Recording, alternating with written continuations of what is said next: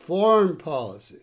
If the proper function of a government is to secure the individual rights of its citizens, what would be the proper response of a government when the property of its citizens is expropriated or nationalized by a foreign government?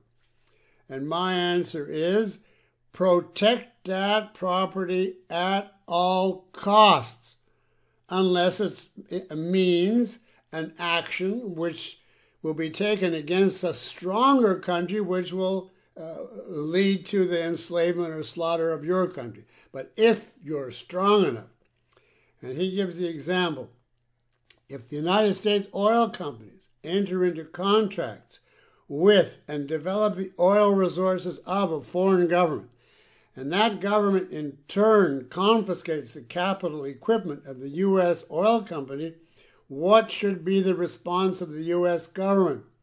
War should be the response. Seizure back of all that property and the ousting of the government that permits it. Whether democratically elected or not makes no difference. The ousting of the whole government, imprisonment of its leaders, and if necessary, the takeover of the entire country. The whole oil crisis and the power of the Middle East to turn the screws and make the West squirm is precisely that when this was started in Iran, they dithered and frightened and didn't dare interfere with the national collective rights of the Mideast countries.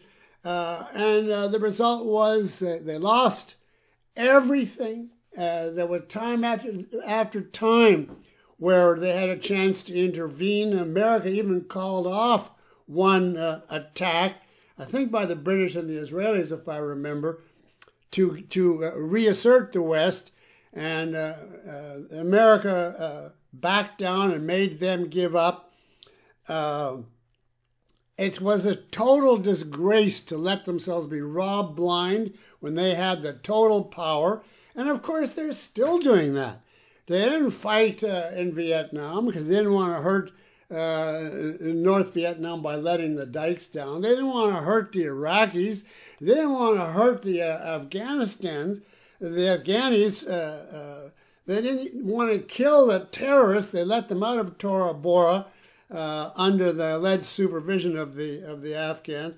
The whole American policy has been build a mighty military and don't use it. That's their incredible contradiction. The pretense of self-defense and the fact of self-sacrifice around the world. And this is one of the worst examples ever of that policy. And of course, if it was known that that would have been the American response, it never would have happened. When there was gunboat diplomacy, and it was known around the world that anybody who sees British property, a gunboat would appear in the harbor, they didn't do it. That was the end. It was world peace for 99 years. But now the United States has the power and won't use it, then it certainly is a paper tiger. It's just paper, not even the shape of a tiger. I hope you don't think that response was too moderate.